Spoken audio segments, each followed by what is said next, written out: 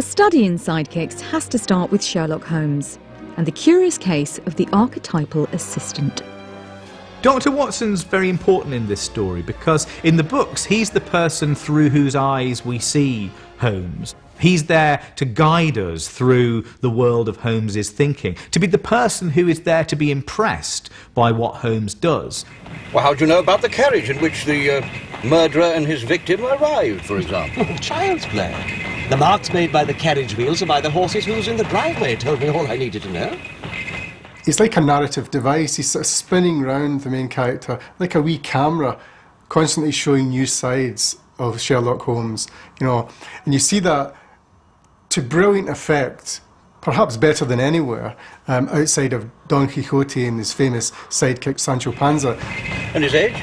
Well, I deduce that from his footprints. Any man who can take strides of 4.5 feet could hardly be in the sear and yellow. Wonderful. In the TV versions, he's a sort of fat bloke who doesn't know anything and goes, "How on earth do you know that?" Oh, how can you possibly know that? What is the meaning of all this? What is happening? Watson is the archetype for the sidekick in that he just asks questions and he doesn't really get it. What in heaven's name is that? But there's more to Watson than sometimes makes the screen. He's been a soldier, he's been to Afghanistan, he's a husband, he's been in general practice. He, in lots of ways, actually has a much stronger sense of what life in the world is like than Holmes. And to think that we heard his screams and yet could not. Look. Watson, look here. Watson isn't stupid. I think it's very often, and especially in Hollywood, he's been played as bumbling.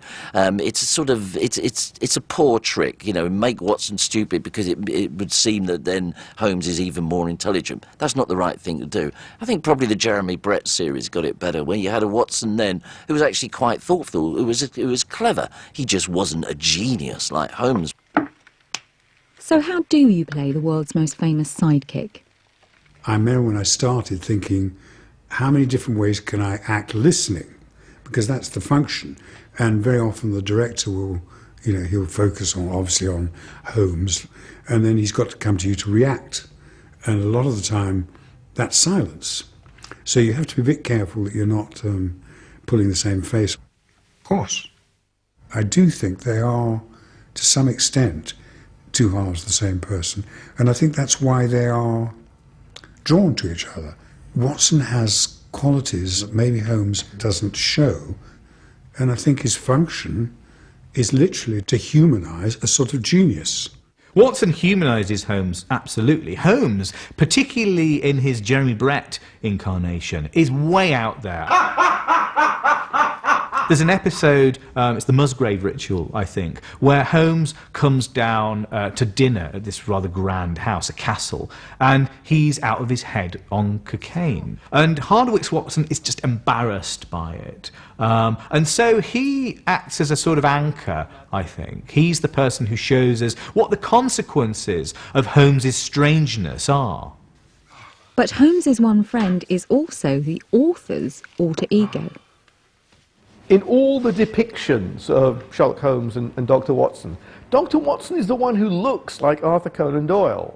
The occasional times they've done Sherlock Holmes stories without Watson, it's not really worked. Even Doyle admitted this. He had Holmes narrate a couple of stories and said, yeah, it just doesn't work. You need Watson. You need good old Watson. Yeah, and you realise that Watson is the person who all this is for.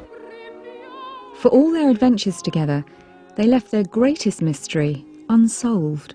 There is something about that idea of two Edwardian gentlemen sharing a flat and eating a lot of kedgeree together that does suggest that this relationship is of a slightly different order. I think it's interesting to explore the possibilities of, you know, the homoerotic nature of Watson and Holmes. I think there may well be some elements of that, but I don't think it was what Arthur Conan Doyle was trying to do.